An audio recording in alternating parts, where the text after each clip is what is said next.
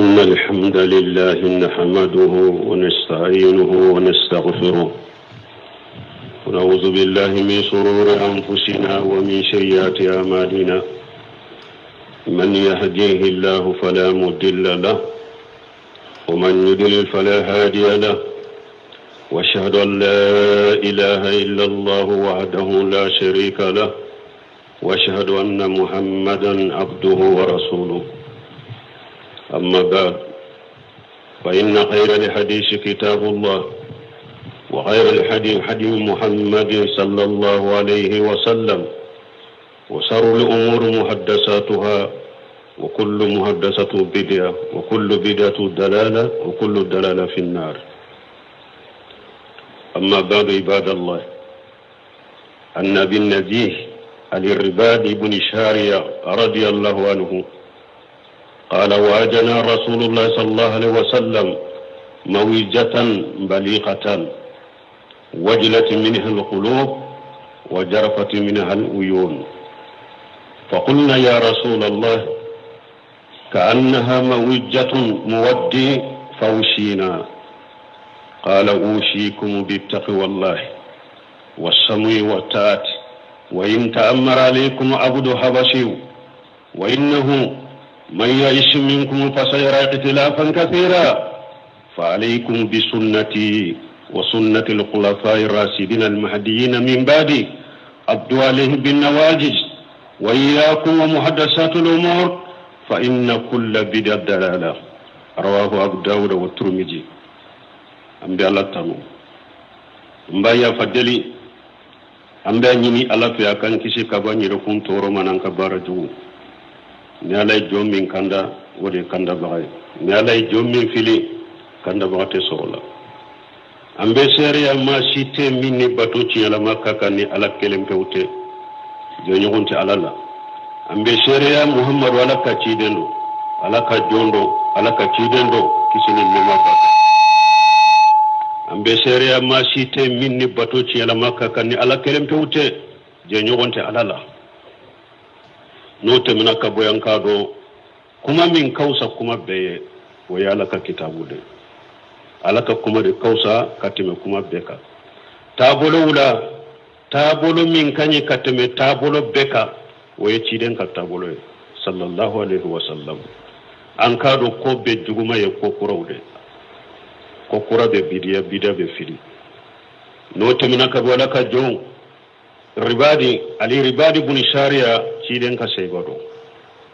ako dondola ko ciden yewlu waju ko yu wajulila ko wajuli min sera damma ko wajuli bisukun yirela wajulin kono bisukun serana alaye wajulin kono nyew kasira wajulin kono ko ko ciden ma ika wajuli min fulani nyen nimbe ko sarankani wajulu dede ite washa kankanye ita nyamari kankanye ite kuma do fonye mimbe tombulowa ki don ko wushikum bi taqwallah bal man ni hadisa gorbali ni hadisa inta fil hadis atamassuku bi sunnati fil aqida fil i'tiqadi wal a'mali wal aqwal wa tahdhir min al bid'ah wa hiya mimma uhdisa fi din mimma ليس له مما لا أصل له في الشريعة. نيه حديثين غربال الله أبي حديثين كنو دي كاللاسو وانك سنة منا التمسك بسنة في الاعتقاد والأعمال والأقوال أنك تيرين كتاسرني تيرين كسنة منا نينك دسكونا سيرويه أنك منا نيانك بارويه أنك منا نيانك كمويه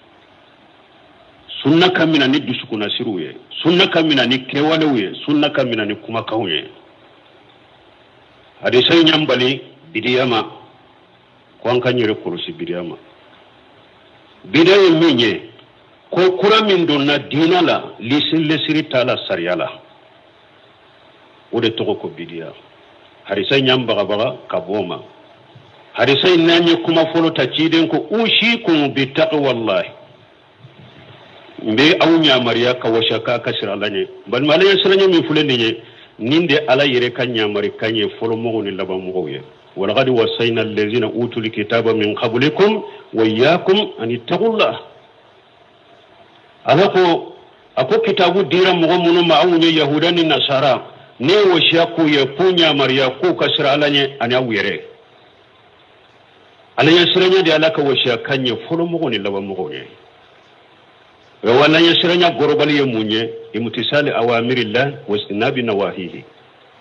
alanya siranya gorobali ya de alay nyamariya minna ikake ayi fatanya kabun minna katoy alaka nyamar kan folo munye qur'ana kono alaka wajibu folo munye alaka nyamar kan folo munye ni be kan ke cesiri yika kuma kauna idusukuna sirla yika kewalela yika ke tauhidi nyamar kan nyema ya tauhidi de alaka nyamar kan folo tauhidi qur'ana kono يا أيها الناس اعبدوا ربكم الذي خلقكم والذين من قبلكم لعلكم تتقون الذي جعل لكم الأرض فراشا والسماء بناء وأنزل من السماء ماء فأخرج به من الثمرات رزقا لكم فلا تجعلوا لله أندادا وأنتم تعلمون ألا كان يأمر كان فرو قرآن كون التوحيد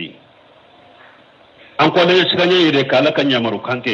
kala ka bali fun toy ewa ala ka bali fun folo min nyale mo balala qur'ana ko yishirku de ay shira laye ala shiranya de kala kan nyamaru kanka folo mu nye tauhid ka surambolo tauhid rububiyya tauhid uluhiyya tauhid al-asma wa sifat tauhid nin kalte sabade mo kilen kile kijira ciren kan nyamarika ay shira ala nye fun folo min be dola o ye tauhid nyanyini ne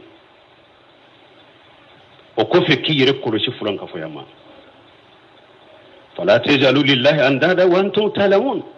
ألا كوا كنا بتوفيروا فر على كده أو يربادوا على كلام كودة يدانك أكنا بتوفيروا فر على كده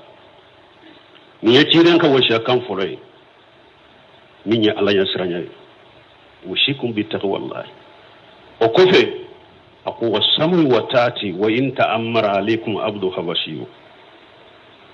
akan washe kan fulanna akon bi washe kanya akan lamilike akan tugulike akan nyema wula harin ni jo habasa jo itopi jo harin no de kera kan nyema ye ay to ako ayetu ako balmo fulo mi ala yesranyo ko fe mimbe jama fara nyogonka ka jamano basigi ka hakilu shigi woyede an ka to nyema ko no man nyamar na la sosoye nyema boto cido nyodo tuguninna hari ni jonde kera unyemay aya lamme akatuka ko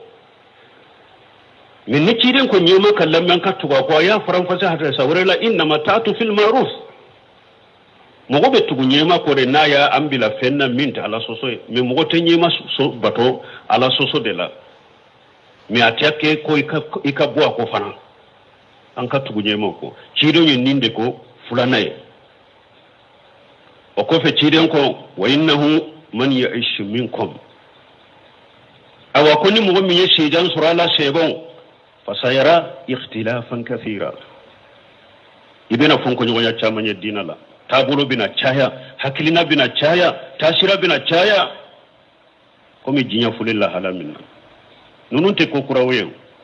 ko jamana tabulo kacha ko kurateo chidende yafo ako tabulo bina chaya de me furaye jumaye bodaye jumaye tabulo kuni bina chaya mbodo me chidenya furake jumaye magaraju ye jumaye وإنه من يعيش منكم فسيرى اختلافا كثيرا فعليكم بسنتي وسنة الخلفاء الراشدين المهديين من بعدي عضوا عليه بالنواجذ نفون كنيا تشايرا تابولو تشايرا حكلنا تشايرا فامو تشايرا كيدون كون باوما وقت بودا ميني فراي ميني ينكا سنتا كيدن كسنة صلى الله عليه وسلم akwai na aka kalifana ne ka sunna abubakar siddiq umar ibn khattab usman ibn affan ali ibn abi talib nan ma ciden ta yi romi ambe nunun tata ambe barake nai me ni ciden ta be romi nunun yere tata lajede ciden ta de be laje nan ma ciden ta soro romi aka kalifa wannan min fulin ne ani shebo to ani tabino ani tabino uba ko mun masalafu salihu ambe uluka kuma uta ka ka sunnaka wa alaikum bi sunnati boda ci den ka sunna de so soli sa ya ce sorita tabulu ka to forau ci den ko le kam mantum be farafara sataftar ummati ala 73 firqa kulluhum fi an-nar illa wahida قيل من هم يا رسول الله قال هم على ما أنا آلي وشهابي وفي رواية الجماعة tabulu farafara la tiden ko le kam mantum bina farafara ka ke bi wolon fulani sabada ko bebe tasuma kono fokele jama kulu kele o ko jama kulu kele jumai akon ne ninka sheba be minka ni mugo munun kera oka ulu de kisibaga firqatin nadiya na chogo dola ko jama mana sheba tabi na ulu jama kulu tumbe minka ni mugo min kera oka akoy de kisibaga ala kan fara kisibaga tawon balbo tabulo chayara tasira chayara boda fulede chido nya fode akwa bina kede me akko boda yemmi nyanka ale ka sunna deta ani kalfana ni ka sunna o ko fe chiden ko chugodi wo shakanna akko wayyakum wa muhaddasatul umur akum min baw baga wakati min ni fonko nyonya chayara dina la hakilna chayara tabulo chayara mbawma ko kura be dina la ya yiro kolosama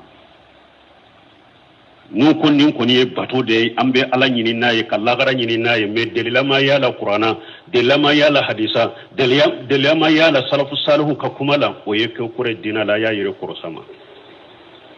o yakum muhaddasatul umur fa inna kull bid'atu dalala aya yire korosi ko kura madina la le parce que ko kura be dina kono ni bato ko do de ni ko kura dina be dina kono bidia de do bidia be fili na chogo dola fili bebe tasuma de kono a'udhu billahi minash shaitanir rajim inma ya'muru masajid allahi man amana billahi wal yawmil akhir wa aqama as-salata wa ata az-zakah wa lam yakhsha illa Allah fa sa'ulaika an yakunu minal muhtadin barakallahu li wa lakum fil qur'anil hakim wa nafani wa iyyakum bima fihi minal dhikril hakim aqulu qawli hadha واستغفر الله لي ولكم ولسائر المسلمين من كل جنب واستغفروه إنه هو الغفور الرحيم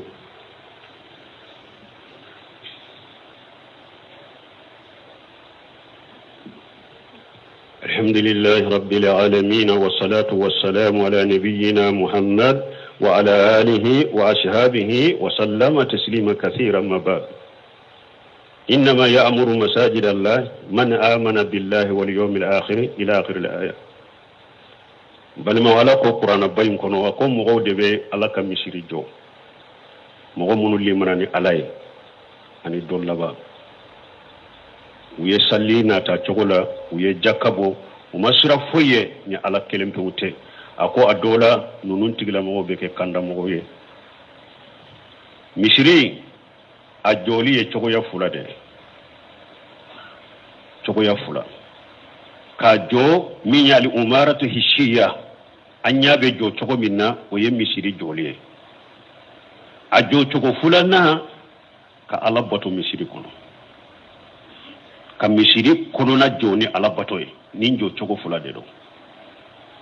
ninjo chogo fula imbebe do aya kono ala ko mugo debe ala ka misiri jo joli min be ye ani joli minye kala bato kono mugo de bake munu limana ni alay ani dolaba uye sallina ta togola uye jakabo umasira fuye ni alate nunun tigila mo nunun beke kanda mo be wa Usman ibn Affan radiyallahu anhu qala rasulullah sallallahu alaihi wasallam man bana masjidan lillahi yabtaghi bihi wajha Allah bana Allah lahu bayta fil jannah وفي رواية مثله في الجنة أخرجه البخاري ومسلم عثمان بن عفان ko tidен ko kisini nema baka ko ni mugo ni yem misiri jo ala be sojo yar janna kono na chogola ni yem misiri jo ala ye kala jati ni naye o ka fo ka faraka hadisala parce que misiri be jo sisa mais mimbe ala jati ni misiri illa marahim rabbi parce que ni misiri jora ni eko kam misiri ki sagoye kalma mi ke tele ye commande be bolay ba commande o misiri ma jola kama o tala kama misiri yo wodi ato sumana buna fana ko قال رسول الله صلى الله عليه وسلم من بنى مسجدا لله يبتغي به وجه الله بنى الله له بيتا في الجنة وفي رواية مثله في الجنة على كان تاكي دسكون كلاسي نمو من يمسري جو على كي دسكون كلاسي كاكي على جاتي كما على بسوجو يا الجنة ولجابر بن عبد الله رضي الله عنه قال قال رسول الله صلى الله عليه وسلم من بنى مسجدا لله كمسقطة أو أسقر بنى الله له بيتا في الجنة وصاه الألباني hari sawre la cidin ko ni mo min yin misiri jo alai hari na kera kono wolo aba fanda dugu kolo taraga minna hari wo nyogona ni yodo je alai misiri alabe sojo yar janna ube min ka dogo yewere alabe sojo yar janna awa misiri jo akere kelenya jo sawa akela jama farla nyogon ka jo komi ni misiri jora chogomi wa alabe benni yorodo alabe be sara chogodo ashebe alaye akelen kala hali min drome kelen min wala be siki ka drome kelen ki yeso yar janna ko fasamanta dunke de do abeshe anga karamo ko Sheikh Muhammad ibn Salim al-Uthaymeen rahimahullah akoni mugo ye mugo deme ka misiri jo ako baraji fula de be ako folo yidonna misiri jo la wala ibe konte misiri jo la wala ni altiden ko ni mugo min sojo alaye e misiri jo alaye alabe sojo yar janna kono akuni farala mugo ka ku deme ka misiri jo I donna ni fitini ye ibe konte misiri jo la wala kele ashebe alaye I donna ni yoro minye ako joye ko ke yesoye arjanna kono kele afulana ko donna aya kono wa ta'awanu ala albirri wattaqwa min ta'awuna ala albirri wattaqwa aya min fana forani ala ko ayen nyogon deme ko nyuma wala an yana yesere nyoni bato ye nyogon demulo iyera o aya fana kono misiri jola munu farla yon kam misiri yo iyera o aya fana kono awa no kana joyta la de ala be beta hakedo faman ya'mal misqala zarrati khayran yara wa man ya'mal misqala zarrati sharran yara ala ko misqala jara hake hera ni mo min nya ke ba yalla gara ajuguma ni ya ke ba yalla gara donc ambe ala deli awunte se kam mo trofo kam mo fo kam bo mo gola mo de farla nyugo ka kan ni misiri njo ambe ala dele ala ka beta ki ye soyar janna ko ambu fo ambe duwa ku ye hare hakli nyima hara duwa an ka jamana fama ambe duwa ku ya ala ka jamana sabati ala kanu sabati ala kanu deme ala kanu sembentiya ala ka jamana fanga tali afanga wa tali fanga ala ka di annuma jamana dew ala ku kambe cinyaka an kabbe wotede an kabbe cinyade ka ya ayyuhal ladina amanu taqullaha wa kunu ma sadiqin ala yire ko mu'mina ko israila aka ke kafara cinya tigude ka ala yire ya do galombe wo an ka fara nyon ka an ka fara wotede ala kan fara nyon ka cinyaka ala kan fara nyon ka alquran wa sunna bi fahm salafus salih alan ka fara nyon ka qur'ana la kan fara nyon ka sunna la salafus salih ka fahamuka ربنا آتنا في الدنيا حسنة وفي الآخرة حسنة وقنا عذاب النار ربنا لا تزغ قلوبنا بعد إذ هديتنا وهب لنا من لدنك رحمة إنك أنت الوهاب اللهم اجعل الإسلام والمسلمين وأذل الشرك والمشركين ودمر أعداءك أعداء الدين برحمتك يا أرحم الراحمين سبحان ربك رب العزة عما يصفون والسلام على المرسلين والحمد لله رب العالمين